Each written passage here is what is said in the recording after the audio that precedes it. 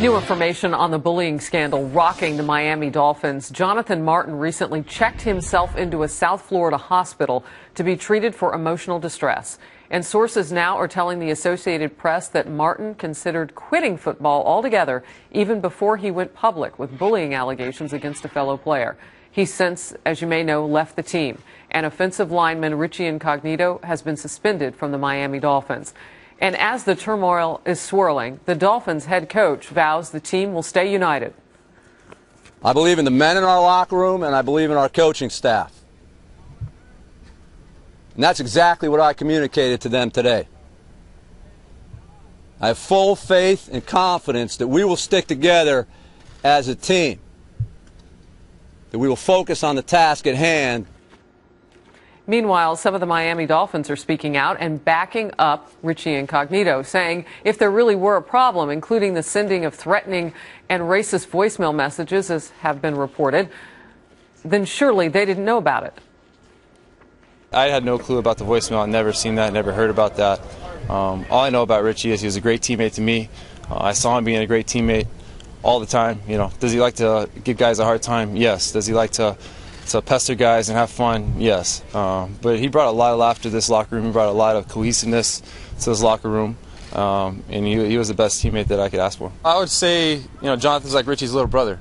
You know, there's a situation I wouldn't see at the table, but you know, the whole situation in the lunchroom that everyone knows about now, where they stand up, just as a joke. They played it on me before. I've had the same several times played on me. You know, right when he was about to come up, Richie said, you know, Jonathan's like my little brother. And I think that's a accurate depiction. You know, he gave him a hard time, he messed with him, but he was the first one there to have his back. Also hearing from other players in the NFL, Giant safety Antrel Roll says while he believes Martin should have stood up for himself, workplace activity like this is there's no place for bullying at the workplace. No individual should have to go through that, especially in that workplace. You know, especially amongst your peers and your teammates. I think it's very, very unnecessary. And on top of all of this, NFL Commissioner Roger Goodell has appointed one of the nation's top lawyers to investigate all the allegations. Joining us now by phone to discuss all of this is Trevor Pryce, retired NFL All-Pro player and co-host of Fox Sports 1's Crowd Goes Wild. Trevor, good to have you with us today. Hey, thank you for having me. You know, I want to just, if we could, visit what the head coach was saying, Joe Philbin, you know, the team sticking together. What is his message today? Because he has to keep his team from getting distracted, obviously. The thing about the NFL locker room is it is a world unto itself, and there are certain rules and unwritten laws that we all carry as football players. And one of them is if you find one of your teammates in a tough position, you back them.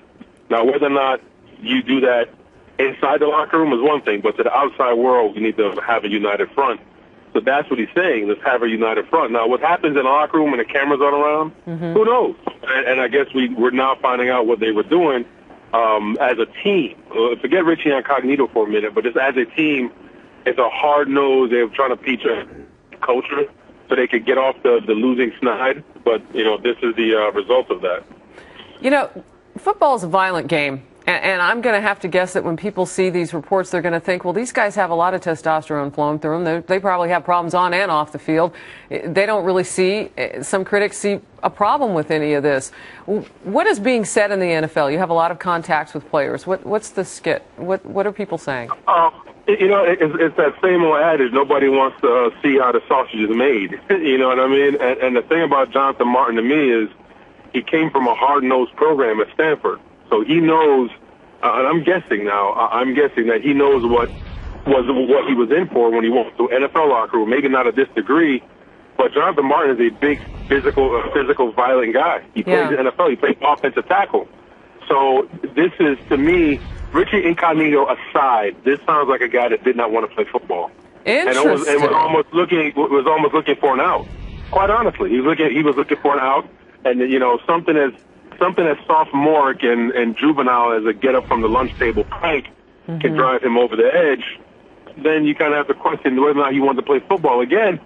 This is what the NFL is.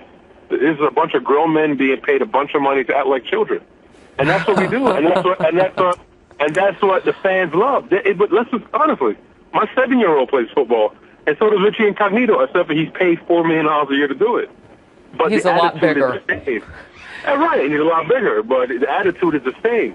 This is how football, this is the culture of football. You know, it's so interesting to get the flip side take on this because, you know, you hear about some of the context of these text messages and how tough things got for Jonathan Martin.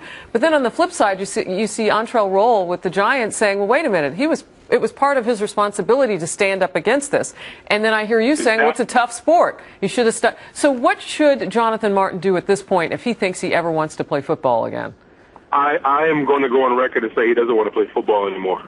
I'm guessing. Again, I don't know the young man. I don't know him, and I don't want to talk about Richie Incognito because there's not a defensive lineman in the NFL that likes Richie Incognito. He's always been labeled as a dirty player. He goes after guys the wrong way, and that is his business. I'm just saying from knowing what we know so far, this sounds like a kid that he just never wanted to really play football, and then you wind up in this kind of situation. And I would like to hear the voicemail that Incognito left. N-word aside, from just reading the text, it sounded like he was drunk one night on a bender and decided to mess with Jonathan Martin. Drunk dial. Interesting. That's what it sounds like. That's what it looks like to me. And I could be wrong. Again, I've said bad things about Richie Incognito before all this, and I will stick to those things.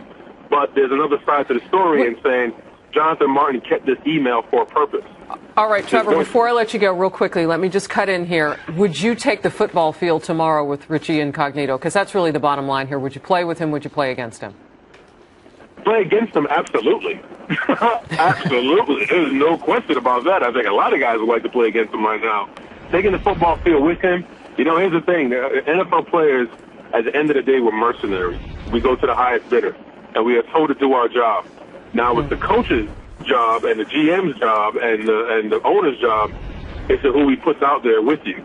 Now, you can be upset with Richie Incognito all you want. It is not your job to say, I won't play with him. Then they'll say, then fine, we'll get somebody who will. That's the way. That is a sausage being made. Trevor Pryce, thank you very much. You have been very candid with us today, and that's going to be some good fodder with the legal panel. Thank you for your time.